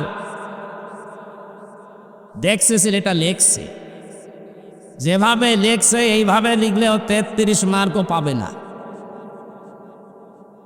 লিখতে লিখতে যখন শেষ, পরীক্ষার রেজাল্ট বের হবে, রেজাল্ট বেরও হয়েছে। বের হওয়ার পরে নাম্বার পেয়েছে 100-র ভেতরে 50। কত? ওকে এতদিন পর্যন্ত যারা লেখাপড়া করিয়েছে, প্রাইভেট পড়িয়েছে, ওর বাড়ির সদস্য যারা চিন্তা করছে না এ তো ওই রকম না, কি করলো জীবনে 100-র ভেতরে মাত্র 50 পেয়েছে, এত খরচ করলাম এর পেছনে, এর জীবনটা মনে হয় আর সফলতার দিকে গেল না, এই ব্যর্থ। ঠিক ওই রকম আর একটা ছেলে পরীক্ষা দিয়েছে, ও কিছু লেখে নাই, সাদা খাতা জমা দিয়েছে। সাদা খাতা জমা দেওয়ার পরেও নাম্বার পেয়েছে 80। কত? সে যেভাবেই হোক এলাকার মানুষ ওকে দেখে বলে এ ছেলেটা সফল, লেখাপড়াটা করতে দেখি না। শুনেছিলাম যারা গার্ডে ছিল তারা এসে শিক্ষকরা বলিস সাদা খাতা জমা দিল, অথচ নাম্বার পেল 80, কি করে অত সফল মনে হয়। আর একটা ছেলে পরীক্ষা দিয়েছে, ওই ছেলেটা পরীক্ষা দেওয়ার সময় লিখেছে মন মতো, শুধু মন মতো না, পরীক্ষায় লেখা দরকার 10টা প্রশ্নের ভেতরে 5টা ও আগের রাতে নকল করেছে মন মতো, ওইগুলো দেখে দেখে করতে করতে 10টার ভেতরে 10টাই দিয়ে ফেলেছে। রেজাল্ট যখন বের হচ্ছে ঠিক ওই সময় দেখা গেল একেবারে 100-র ভেতরে 99 পেয়েছে এক একটা সাবজেক্টে। দুনিয়ার সবাই বলছে সফল। এবার আপনি এই যে 3 জনের নাম বললাম, বলেন তো 3 জনের ভেতরে আসলে সফল কে? 50। ওর সুযোগ ছিল নকল করার, দেখে লিখার, কাউকে দেখায়নি, দেখেওনি, যতটুকু যোগ্যতা আছে লিখে দিয়েছে। এই জন্য 100-র ভেতরে মাত্র 50 পেয়েছে। দুনিয়ার মানুষের তুলনায় চর্ম চোখে দেখতে যদিও ক্ষতি মনে হচ্ছে, ব্যর্থ মনে হচ্ছে, এইটাই আসলে কিন্তু লাভবান। আর যেটা সাদা খাতা জমা দিয়ে যাওয়ার সময় হেড স্যারকে বলেছিল, স্যার খাতা জমা দিলাম, তাতে কি? আমার এই মাজার দিকে তাকান। স্যার তাকিয়ে দেখে এখানে একটা নল। কি? স্যার বলছে তুই বাড়ি চলে যা, তুই এমনি পাস, এই জন্যই তো 80 পেয়েছে। আর যে ছেলেটা আগের রাতে সব কিছু নকল করে মন মতো লিখতে লিখতে 5টার জায়গায় 10টা লিখেছে, ওর তো পাওয়ার দরকার ছিল খুব বেশি হলেও 99 এক একটা সাবজেক্টে, কিন্তু 5টার ভেতরে 10টা প্রশ্ন লিখেছে। এখানে যারা নাম্বার দেবে স্যার দিতে দিতে দিয়েছে 110। যারাগণ জিজ্ঞাসা করছে স্যার ও ছেলে যত ভালো ছাত্র হোক ও 100-র ভেতরে নাই 100 পেতে পারে, ও 110 পায় কি করি? স্যার বলছে ও ছেলে পায়, আমি করব কি? আমার মনে হয় 15.5 বছরে এই উদাহরণের সাথে বাস্তব অনেক মিল আছে। অনেকে শুধু মাজার দিকে তাকাতে বলেছিল, আর অনেকে একেবারে সুযোগ পেয়ে দিনের ভোট রাতে করে নিয়েছিল। তারা মনে করতো আমরা সফল। আপনি কি সফল? আপনি যত ভালো ছাত্র হন না কেন, যত ভালো পড়ে লেখেন, 100-র ভেতরে 99-র উপরে পাওয়া সম্ভব না। এক কথা বলে দেখেন, আপনি যদি 110 পান তো কি করেছেন আপনি? তাম দুনিয়ার সব মানুষ যদি এসে বলে যে না ইনি সফল, আল্লাহর কসম আমরা যারা বিবেক আছে আমরা বলবো উনি ব্যর্থ। গতকাল আমিরে জামাতের কাছে প্রশ্ন দিয়েছে সাংবাদিকরা, আওয়ামী লীগ যদি ক্ষমতা নির্বাচনে আসে আপনারা কি বলেন? নির্বাচনে আসবে মানে ওরা কি জীবনে নির্বাচন চেয়েছে? নির্বাচন যদি চাইতো এই 15 বছরের ভেতরে অবশ্যই নির্বাচন দিত। একবার তো এমনিতে 154 জন, আর একবার রাতের ভোট। কি দিনের ভোট রাতে হয়নি? যারা নির্বাচন চায় না তাদেরকে যদি আপনি জোর করে নিয়ে আসতে চান নির্বাচনে, তাহলে তাদের উপরে জুলুম হবে। এটাও একটা বৈষম্য। এক কথা বলে না, এই জন্য যারা চায় না সেটা তাদেরকে দিয়ে জোর করে করানোর দরকার নেই, ওদের বাদ দেন। ওরা তো চাইনি, চাইলে 15 বছরে চাইতো না। এই জন্য লাভ ক্ষতি আসন কোনটা, আমরা আজকে লাভ ক্ষতি দেখে তারপর ইনশাল্লাহ বাড়ি যাবো। সূরা আসরে আল্লাহ প্রথমেই কসম দিয়েছেন সময়ে। কিসের কসম দিয়েছেন? আমি এই শব্দটা নিয়ে চিন্তা ভাবনা করলাম, সময়ের কসম আল্লাহ কেন দিলেন?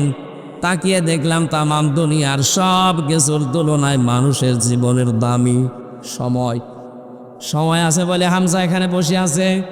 আমার জীবনে যদি হায়াত নামক এই সময় নামক বিষয়টা না থাকে, এখানে না আমার এখনই মাটির নিচে থাকা লাগবে। সুতরাং এই সময় নামক এই হায়াত নামক যে নিয়ামত, এই সম্পদ, এটা যেহেতু আসল সম্পদ, এটা আমাদের সবার এখন আছে না নেই? যাদের নেই তারা কোথায়? কবরে। বলেন বলেন কোথায়? যেহেতু এটা দিয়েছে আমার দলের লোক, আমার নেতা, পীর সাহেব, বক্তা, কে দিয়েছে বলেন তো? যিনি দিলেন এই নিয়ামত হায়াত নামক, তিনি জানিয়েছেন এই হায়াত যদি আমি আল্লাহর জন্য ব্যবহার করতে পারো, আমার বানানো যে জান্নাত আছে ওইটা তোমারে দিয়ে দেব।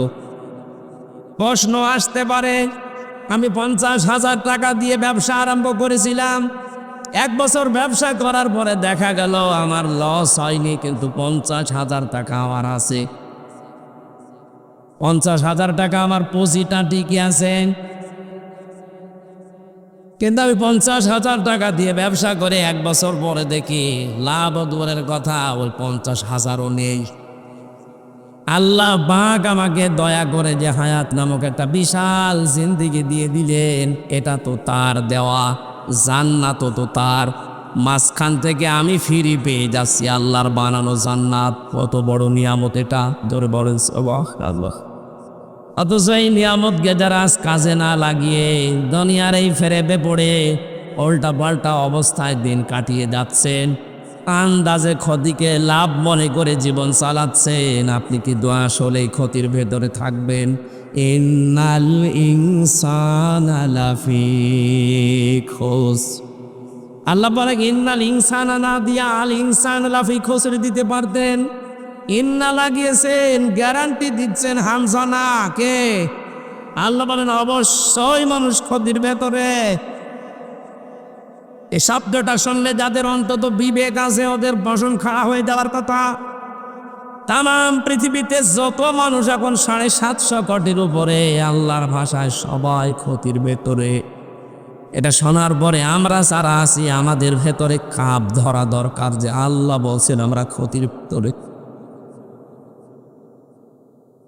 এখন ক্ষতি থেকে বাঁচার জন্য আল্লাহ 4টা ফর্মুলা দিয়েছেন। ইল্লাল্লাযীনা আমানু ওয়া আমিলুস সলিহাতি ওয়া তাওয়াসাউ বিল হাক্কি ওয়া তাওয়াসাউ বিস সাবরি। দুনিয়াতে যদি 4টা গুণকে অর্জন করতে পারে, এই যে বিশাল ক্ষতি, এই ক্ষতির হাত থেকে আল্লাহ তাকে বাঁচিয়ে দেবেন। তার মানে বাঁচিয়ে দেওয়া, আল্লাহর জান্নাত পাওয়া। জোরে বলেন সুবহানাল্লাহ। আমাদের জীবনের আসল হার জিত যেহেতু এখন না, নির্বাচন হবে সামনে, কেউ হেরে গেল কেউ জিতে গেল, এসা কিন্তু আসল না। আমাদের জীবন আসল হার জিত হচ্ছে চোখ বন্ধ হওয়ার পর। এক কথা বলেন না কেন? ফামান যুহযিহা আনিন নারি ওয়া উদখিলাল জান্নাতা ফাকাদ ফাজ ওমাল হায়াতুদ দুনিয়া ইল্লা মাতাউল গুরুর। খুব খেয়াল করে মন দিয়ে শোনেন, কোরআনের আয়াত যদি কাউকে পথ দেখাতে না পারে, হেদায়েত দিতে না পারে, কারো যদি মনের পরিবর্তন করতে না পারে, বুঝতে হবে ওর কপালে হেদায়েত বলে আর কিছু নেই।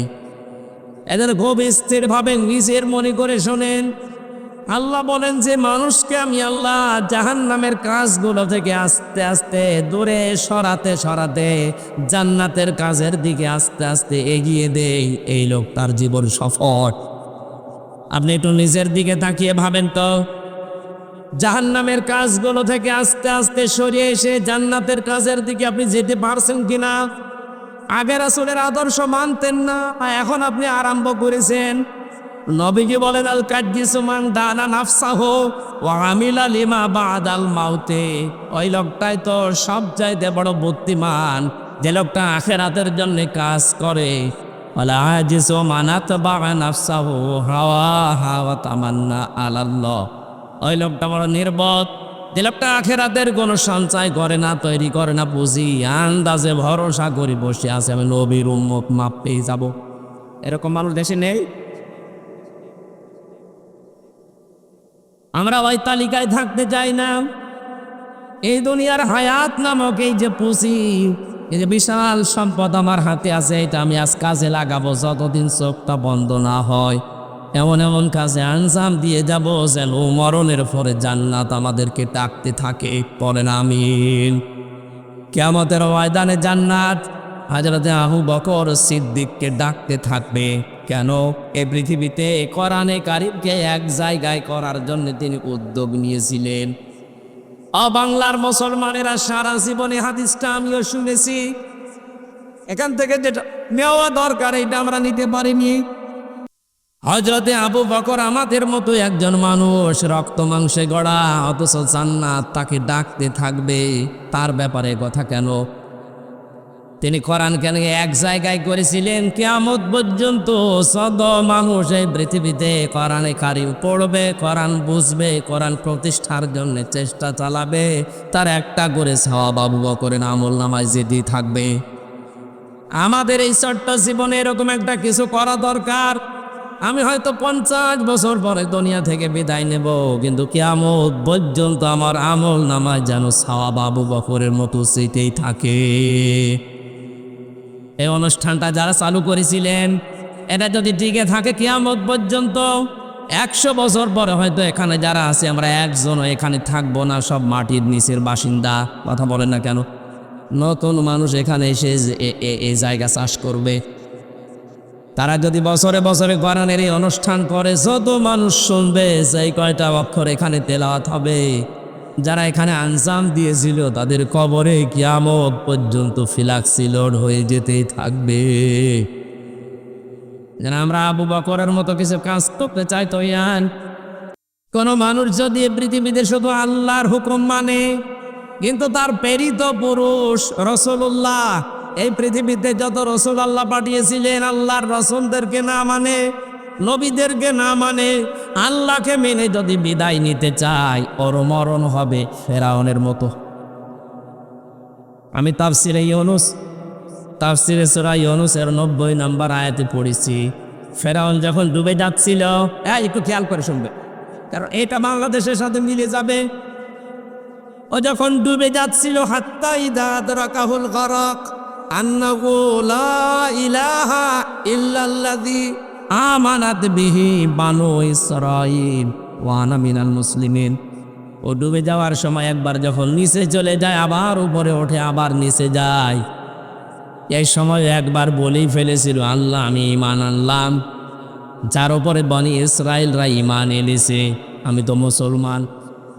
এখানে সত্য একটা শিক্ষা আছে। ওই জামানার প্রেরিত পুরুষ যিনি ছিলেন হযরতে মুসা আলাইহিস সালাম, তিনি একদিকে নবী আর একদিকে রাসূল। কথা বুঝতেছে? তিনি একদিকে নবী ছিলেন আর একদিকে রাসূল ছিলেন, কারণ বড় কিতাবের ভেতরে তিনি একটা পেয়েছিলেন, তাওরাত। ও ঠাকুরগাঁওবাসী, এইটা আজকের আলোচনার মূল বিষয়, খুব ভালো করে শোনেন। এ লোকটা কিন্তু আল্লাহর ওয়াহাদার একাত্মবাদের স্বীকৃতি দিল এই পানিতে ডুবে যাওয়ার সময়, যে আন্নাহু লা ইলাহা ইল্লাল্লাযী। ও যদি এরপরে মৌসা কালিমুল্লাহ শব্দটা বলতো, আল্লাহ করে মাফ করে দিত।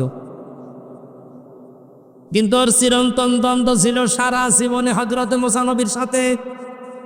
এজন্য সেই মুসা আল্লাহর পক্ষ থেকে এসে আল্লাহর একাত্মবাদের ঘোষণা দিয়েছে, ওই ঘোষণাকেও মরণের সময় মানতে চায়, আল্লাহর কথাও মানতে চায়, কিন্তু আল্লাহর পাঠানো প্রেরিত পুরুষ রাসূলুল্লাহ ও মানতে চায়নি। এজন্য কথার ভাষা দেখেছেন, আন্নাহু লা ইলাহা ইল্লাল্লাযী আমানাত বিহি বানু ইসরাঈল। আমি ঈমান আনলাম, আমি বিশ্বাস করলাম ওই আল্লাহকে যে আল্লাহর উপরে বিশ্বাস করেছে বনি ইসরাইলরা। অথচ আল্লাহর পাঠানো নবী এবং রসুলের স্বীকৃতিও দেয়নি। এখান থেকে তাফসিরে ফিজিলালিল কোরআনে মুফাসসির প্রমাণ দিয়েছেন, কোন মানুষ যদি কিয়ামত পর্যন্ত এই পৃথিবীতে ছাড়া আসবে, এরা যদি আল্লাহর বিধান কিছু কিছু মেনেও নেয়, কিন্তু রাসূলুল্লাহর আদর্শ যদি ওরা না মানে, ওই মানুষগুলোর মরণ হবে ফেরাউনের মতো। এদেশে আজ হাজারো মানুষ আমরা দেখছি, তারা আল্লাহর হুকুমে নামাজ পড়তে যায়, রোজা রাখতে চায়, হজও করে আসে বছরে বছরে, কিন্তু রাসূলুল্লাহ যে কোরআন দিয়ে 10 বছর রাষ্ট্র চালিয়েছিলেন, এইটা তারা রাজনীতি মনে করে এড়িয়ে যায়। এরপরও যদি না বোঝার ভান করে থাকেন, আপনার খবর আছে। ওই লোকটা তো আল্লাহর স্বীকৃতি দেওয়ার পরে রেসালাতের স্বীকৃতি না দিয়ে জাহান্নামী হয়েছে, আপনিও তাই হবেন। আজ যারা বলে আমি নামাজ পড়ি না, আমি রোজা রাখি না, আমি হজ করে এসেছি, আরে ভাই আপনি যা মানছেন এগুলো তো আল্লাহর বিধান, আল্লাহর প্রেরিত পুরুষ এই জামানার জন্যে কে? মুহাম্মদ রাসূলুল্লাহ। এই এখান থেকে শুরু করে না কিয়ামত পর্যন্ত আল্লাহর প্রেরিত পুরুষের নাম মুহাম্মাদুর রাসূলুল্লাহ। সুতরাং আপনি ভুল পথে আছেন। আপনি নামাজ পড়তে পারেন, রোজা রাখতে পারেন, হজ করে আসতে পারেন, যাকাত দিতে পারেন, কিন্তু আল্লাহর নবীর 40 থেকে 63 এই 23 বছরের জীবনী যারা মানেন না, শুনলেই সালে রাজনীতি মনে করেন, আল্লাহর কসম আপনার মরণ হবে ফেরাউনের মতো। আপনি ওই ঈমান পাবেন না, আপনার জীবন ব্যর্থ, আপনি ক্ষতিগ্রস্ত হয়ে যাবেন। একটা উদাহরণ দিচ্ছি, এদিকে তাকান। আমি যে কিছুক্ষণ আগে টয়লেটে গিয়েছিলাম, বাম পা দিয়ে প্রবেশ করে আল্লাহুম্মা ইন্নী আউযু বিকা মিনাল খুবুসি ওয়াল খাবাইস, এটা পড়ে প্রবেশ করে 5-7 মিনিট কাজ। এরপরে যখন ডান পা দিয়ে বের হলাম, গফরানাক আলহামদুলিল্লাহিল্লাযী আযহাবা আন্নিল আযা ওয়া আফানি, এই দুইটা দোয়া পড়ার মাঝখানে যে 8-10 মিনিট সময় গেল, পড়াটা ইবাদত। পড়াটা কি? এখানে যারা আলেম আছে জিজ্ঞাসা করেন তো, এই নিকৃষ্ট কাজটা ইবাদত কিনা? কথা বলা লাগবে। এটা আপনি ইবাদত মানেন তো বলেন, কেন মানলেন? কারণ তরিকাটা ছিল রাসূলুল্লাহর। আল্লাহ কি আপনাকে ওইভাবে বলেছে যে বাম পা দিয়ে প্রবেশ করে ডান পা দিয়ে বের হয়ে 8-10 মিনিট কাজ করো বলেছে? তরিকাটা কার? বলেন বলেন। 8-10 মিনিট সিস্টেম রাসূলুল্লাহর আপনি পালন করে যদি এটা ইবাদত হয়, বিশ্ব নবীর 63 বছরের জীবন 10 বছর এই কোরআন দিয়ে দেশ চালিয়েছিলেন, এটা ইবাদত মনে হয় না। এটা ইবাদত যতদিন মনে না হবে ততদিন এই দেশে ন্যায় বিচার প্রতিষ্ঠিত হবে না। এটাকে যারা রাজনীতি মনে করে এখনো পর্যন্ত উল্টাপাল্টা ধারণায় আছেন, আপনার কি বিশ্বাস হয় না যে আপনি নামাজ পড়লেও, রোজা রাখলেও, হজ করে আসলেও আপনার মরণ ওই ফেরাউনের মতো হবে? কারণ ও আল্লাহর প্রেরিত পুরুষ রাসূলুল্লাহকে মানে নাই। কথা বলেন। এরপরে যদি কারো বিবেক না খোলেন, আমার মনে হয় বিবেকের ওপরে কুকুরে পোশাক তুলছে। বলছে ঠিক কোন এলাকায় আসলাম, 8-10 মিনিট টয়লেটে থাকলেন, এটা ইবাদত মনে করেন। আর 63টা বছর তার প্রেরিত পুরুষ দুনিয়ায় কাটিয়ে গেল, ওই অনুযায়ী চলতেই তো আমরা বলি আমরা কি লেনিনের অনুযায়ী চলতে বলেছি? এই কথা বলেন না কেন? মাওলানা নিজামের অনুযায়ী চলতে বলেছি, খালেদা জিয়ার অনুযায়ী চলতে বলেছি। আমরা বলছি রাসূলুল্লাহর আদলে চলেন। ন্যায় বিচার কারে বনে কত প্রকার কি কি গ্যারান্টি দিতে পারি, যদি রাসূলুল্লাহর মতো 10টা বছর এই কোরআন দিয়ে বাংলাদেশ চলে, 36,000 কোটি টাকা এই দরবেশের মতো না, 36 পয়সা এদেশ থেকে চুরি হবে না।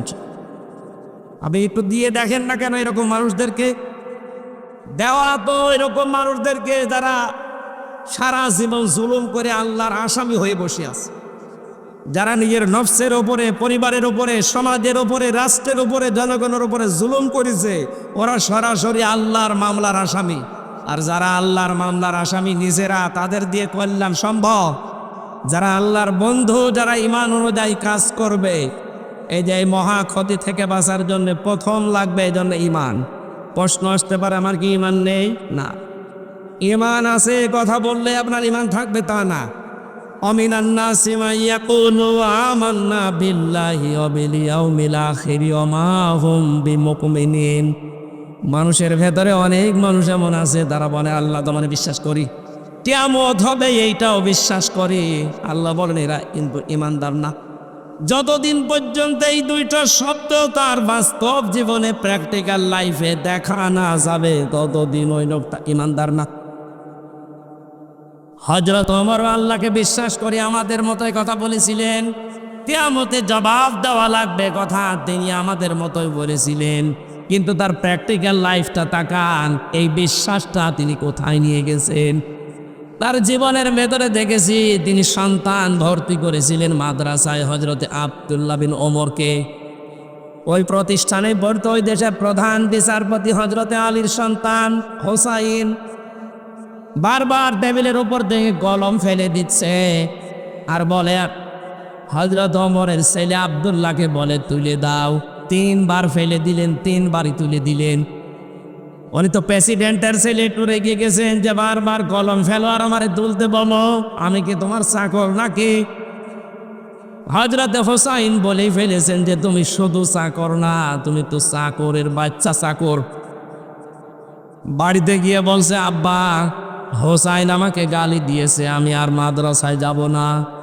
কেন, কি গালি? আমি নাকি চাকর, এমনকি তুমিও চাকর।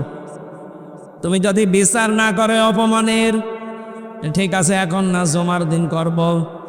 জমার দিন হাজারো সাহাবায়ে কেরাম এক জায়গায় মসজিদে নববীতে হযরত ওমর বয়ান করছিলেন, হঠাৎ আলোচনা থামিয়ে দিলেন, ডাক দিয়ে বললেন হোসাইন সামনে আসো। কাছে ডেকে বললেন তুমি আমার এই ছেলেকে গালি দিয়েছো, চাকরের বাচ্চা, খাদেমের বাচ্চা, খাদেম বলে রা দিয়েছি। কেন দিলে? এরকম অপমানজনক কথা বললে কেন? হযরতে হোসাইন বলে খলিফা বুকে হাত দিয়ে বলেন তো আপনি কি আমার নানার খাদেম ছিলেন না? হযরত ওমরের কথা বন্ধ হয়ে গেছে, আমি তো এভাবে চিন্তা করি নাই। তুমি যা বললে এটা কি লিখে দিতে পারবে যে আমি রাসূলুল্লাহর খাদেম ছিলাম? ঠিক আছে, কাগজ কলম নিয়ে আসেন। খেজুরের পাতা নিয়ে আসতে বললেন এক সাহাবীকে, লিখে নিলেন এ ওমর আমার নানার খাদেম ছিল, আমি দেখেছি, আমি সাক্ষ্য দিচ্ছি, সই করে দিলাম, এতে হোসাইন ইবনে আলী। কাগজটা হাতে নিলেন, চোমা খেলেন, ডাক দিয়ে বললেন নবীর সাহাবীরা বিচার হয়ে গেছে। ছোট মানুষ আব্দুল্লাহ তো বসে না, বলে আব্বা তুমি তো এখনো বিচার আরম্ভ করলে না, হোসাইনকে কিছু করবা না, ওকে মারধর করবা না?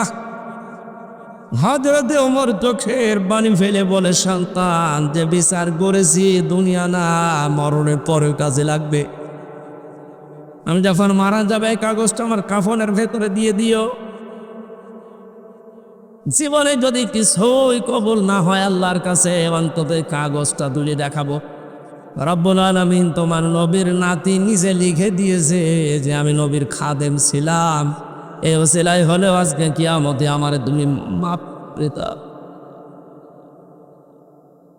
তাদের ইমানের ধাঁচ দেখেছেন, কম বিশ্বাসে তারা চলত।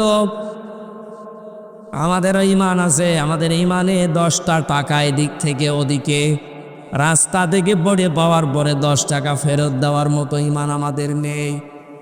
অথচ এই মানুষটাও তো রাষ্ট্রের দায়িত্ব ছিলেন, তাদের ইমান কোথায় পৌঁছিয়েছে তাকে কম চিন্তা ভাবনায় কোন টেন্ডেন্সিতে নিয়ে গেছে, আর আমরা আছি কোন ইমানে। এখানে মহা ক্ষতি যেটা অপেক্ষা করছে তামাম দুনিয়ার মানুষের জন্যে। বাঁচতে হলে ইমান হযরত ওমরদের মতো আনা লাগবে। কোন মানুষ যদি ইমান আনে তাকে কমপক্ষে 7টা জিনিস দুনিয়ায় মেনে চলতে হয়। ওই যে কায়দায় ছোটবেলায় হুজুর আমাদেরকে পড়িয়েছিল, ওই সময় বুঝি নাই, কিন্তু এখন বুঝতেছি। ওই সময় এক বাক্যে আমাদেরকে ছোটবেলায় কায়দা পড়তে গেলেই পড়িয়েছে, আমানতু বিল্লাহি কামা হুয়া বিআসমাইহি ওয়া সিফাতিহি ওয়া ক্বাবিলতু জামিয়া আহকামিহি ওয়া আরকানিহি। এ কথা পড়েননি? কি বলেছিলেন আপনি? আমানতু বিল্লাহ, আমি বিশ্বাস করি, ঈমান আনি এমন আল্লাহর উপরে, কামা হুয়া, যার অস্তিত্ব আছে। পৃথিবীর অন্যান্য ধর্ম যারা মেনে চলেন তাদের সাথে আমাদের ইসলামের এই, কারণ আমরা এমন আল্লাহকে বিশ্বাস করি যার অস্তিত্ব আছে। প্রশ্ন আসতে পারে, হিন্দুরা যে 12 মাসে 13 পূজা করে, ওদের 33 কোটি দেবতা, ওদেরও তো অস্তিত্ব আছে। হ্যাঁ আছে। আমাদের আল্লাহর যেমন অস্তিত্ব আছে, ওনাদের দেবতার অস্তিত্ব তো তাও দেখা যায়, আমাদের তো দেখা যায় না। মেনে নিলাম প্রথমটা নাই মিলেস, পরের গুলো মিলান তো মেলে কিনা? বিআসমাইহি, আমরা এমন আল্লাহর ওপরে ঈমান এনেছি যার শুধু অস্তিত্ব না, তার নাম আছে। নাম নেই? বলেন না কা? এখন হিন্দুরাও তো এই কথা বলবে যে হ্যাঁ আমরা যার ইবাদত করি তারও নাম আছে। এই যে দুর্গা, সরস্বতী, ও বল নাম দেয়নি ওরা। আমাদের আল্লাহর নাম আছে 5,000, আমরা 99টা জানি বেশি। ঠিক আছে, আমাদের অস্তিত্ব নামের সাথে মিলেছে। 3 নম্বরটা মিলান, দেখবেন অনেক কিছু একটা একটা করে মিলবে না। বিআসমাইহি শুধু না, ওয়াসিফাতিহি, আমরা এমন আল্লাহকে বিশ্বাস করি যার গুণাগুণ আছে। হিন্দুদের জিজ্ঞাসা করেন, ও ভাইরাও বলবে আমরা এমন দেবতার ইবাদত করি যার গুণাগুণ আছে। সরস্বতীর গুণাগুণ কি? লেখাপড়ায়, বিদ্যাতে বরকত দেওয়া। সেই মানুষটা যদি বলে ফসলে বরকত হয়েছে দুর্গার কারণে, তার ঈমান থাকার কথা। এতটুকু শেষ করেননি, তবে প্রথমে অস্তিত্বের সাথে মিলে গেছে, নামের সাথে মিল আছে, গুণাগুণও মিলছে। আল্লাহ রাব্বুল আলামিন যতগুলো গুণ নিয়ে নাম নিয়েছেন, শুধু নাম নিয়েই শেষ করে দেননি, প্রতিটি নামের কার্যকারিতা তিনি দুনিয়ায় দেখিয়েছেন। তিনি রব নাম নিয়েছেন, এজন্য নেই থেকে আমাকে হামজা বানিয়েছেন। কথা বলে না কেন? হালাতা আলাল ইনসানি হাইনুম মিনাদ দাহারি লাম ইয়াকুন শাইয়াম মাযকুরা। হামজা, তোর জীবনে কি এমন সময় ছিল না যখন উল্লেখ করার মতো তুই কিছু ছিলি না? এ কথা কার? তার মানে যে নেই থেকে অস্তিত্ব দিয়ে পর্যন্ত বানিয়েছেন আমাদের রব। এ নামটা নেওয়ার কারণে নাম আছে, নামের গুণাগুণ আছে, এবং এ নামের বাস্তবতাও তিনি দেখিয়েছে। এবার আপনি পৃথিবীর যত ধর্ম আছে মিলান, যে কোনো ধর্মের যারা অনুসারী, তারা যাকে দুর্গা নাম দিয়ে দুর্গাকে আপনি ফসলের মধ্যে রেখে আসেন, বরকত দেওয়া দূরের কথা, দুর্গা সহ ফসল চুরি হয়ে যাবে। কথা বলছি এখন। আমি একটা উদাহরণ মাত্র দিলাম, মিলছে না। আমরা এমন আল্লাহতে ঈমান এনেছি, বিশ্বাস করেছি, যিনি শুধু নাম নিয়ে বসে নেই, নামের গুণাগুণ এবং কার্যকারিতাও দেখিয়েছেন। এবার আমাদের ঈমানের সফলতা পূর্ণতা পাবে ওই সময়, ওয়াসিফাতিহি ওয়া ক্বাবিলতু জামিয়া আহকামিহি ওয়া আরকানি। আমরা শেষে এই কথার স্বীকৃতি দিয়েছি যে আমি কিন্তু কবুল করে নিয়েছি, আমি কবুল করে নিলাম, আমি স্বীকৃতি দিলাম, কবুল করলাম, গ্রহণ করলাম। আল্লাহর যত আদেশ এই পৃথিবীতে আমার উপরে আছে আমি সব মেনে নিলাম, যত নিষেধ আছে আমি সব ছেড়ে দিলাম। এর নাম ঈমান। এর নাম কি? এই যে উদাহরণটা ফেরাউনের দিলাম এমনি না। আপনি নামাজ আল্লাহর হুকুম মতো পড়েছিলেন, রোজা আল্লাহর হুকুম মতো রেখেছিলেন, ওই আল্লাহর একই হুকুম ছিল কোরআনে, ইয়াসিন ওয়াল কোরআনিল হাকিম। আল্লাহর পাঠানো একমাত্র ঘোষণা দেওয়া নেতা এই পৃথিবীতে মুহাম্মদ রাসূলুল্লাহ। ইয়াসিন শব্দের ব্যাখ্যায় আমি পড়েছি, ইয়া মানে হে, সিন মানে সাজ্জেদ। আল্লাহর ঘোষণা দেওয়া নেতা কয়জন? এটা দুনিয়ার বিষয় মনে করবেন না যে দুনিয়ার বিষয় ছাড় দিলাম, না, এটা আখিরাতের সাথে সম্পৃক্ত। এই দুনিয়াতে যাদের আদর্শ ঠিক নেই, নেতা ঠিক নেই, ও মারা যাওয়ার পরে ওই লোকটার সাথে হাসরে উঠবে যেই লোক তার পেছনে ছিল। ঠাকুরগাঁও বাসী আমি টেনে না, আল্লাহর কসম আমি আপনাকে বাঁচাতে চাই।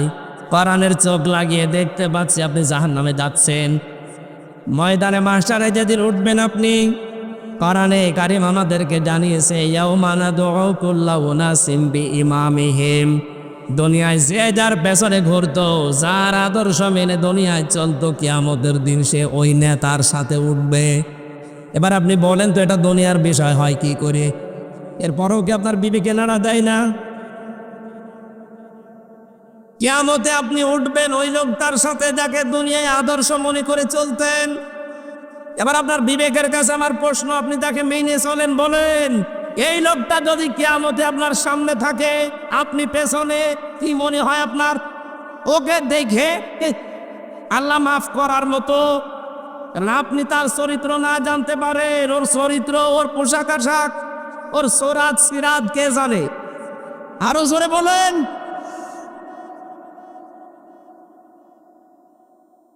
এটা এমন মানুষকে নেতা মানা লাগবে যে মানুষের চরিত্র মুহাম্মদ রাসূলুল্লাহর 63 বছরের সাথে মিলে যা ভাই।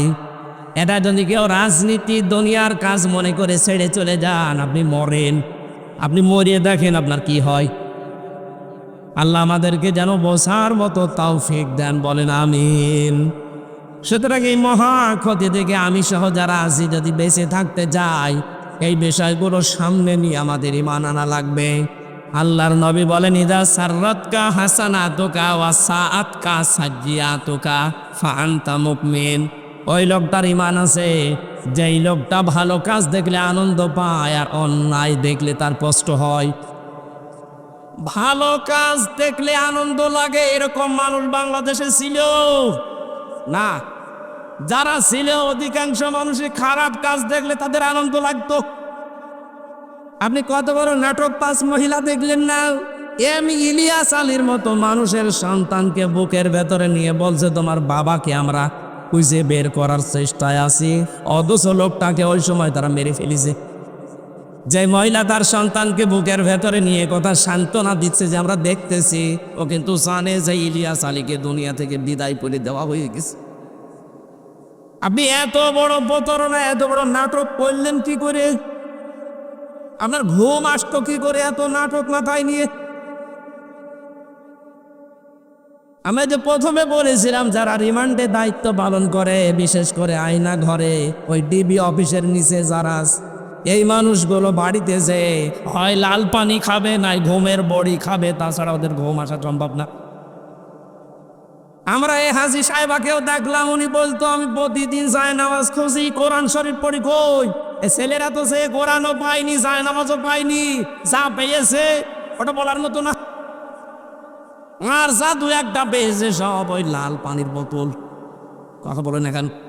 আপনি এই জুলুম, অত্যাচার, আয়না ঘরের এই নির্যাতন নিচে জানতেন যেগুলো হচ্ছে ওখানে, এগুলো দেখার পরে কোনো মানুষের স্বাভাবিকভাবে ঘুম আসা সম্ভব না। এই জন্যই লাল পানি খাওয়া লাগতো। এই জন্য ভালো কাজ যাদের কাছে ভালো লাগে না, অন্যায় দেখলেও যাদের অন্যায় মনে হয় না, সে 14 বার হজ করতে পারে কিন্তু সেই ইমানদার না, সে ওই ক্ষতির ভেতরে আছে। আমরা কি ক্ষতির ভেতরে আছি কিনা আমরা নিজেরাই প্রমাণ। ভালো কাজ দেখলে আপনার আনন্দ লাগবে, অন্যায় দেখলে আপনার কাছে কষ্ট লাগবে, মাস্ট বি। শুধু নামাজ পড়া, রোজা রাখা, হজ করাই ভালো কাজ না। এই পৃথিবীতে সব চাইতে ভালো কাজ আল্লাহর দৃষ্টিতে মাইয়ান ফাগন্নাস খয়রুন নাস। যে লোকটা দুনিয়ায় মানুষের উপকার করে, মানুষকে বিপদ থেকে বাঁচিয়ে দেয়, এই লোকটা আল্লাহর কাছে সব চাইতে দামি। সুবহানাল্লাহ বলতে পারেন না? শব্দের দিকে খেয়াল করেছেন? নবীজি বলেন খয়রুন নাস, সব চাইতে ভালো মানুষ, উত্তম মানুষ আল্লাহর কাছে ওইটা। ইয়ানফাউন নাস, নবীজি বলেন না যে ইয়ানফাউল মুসলিম, যে মুসলমানের যারা উপকার করে তারা ইয়ানফাউন নাস, হিন্দু কি মানুষ না? সুতরাং আমরা উপকার করতে চাই, মানুষ সে ধর্মের হোক। আর এটা আমার মনে হয় সবচাইতে বেশি অনুধাবন করেছে বাংলাদেশের জামাত ইসলামের আমির ডাক্তার শফিকুর রহমান। উনি ধর্ম দেখে না, মানুষ হলেই ছুটে যায় সেখানে। আমাদের আচরণ এরকম হওয়া দরকার।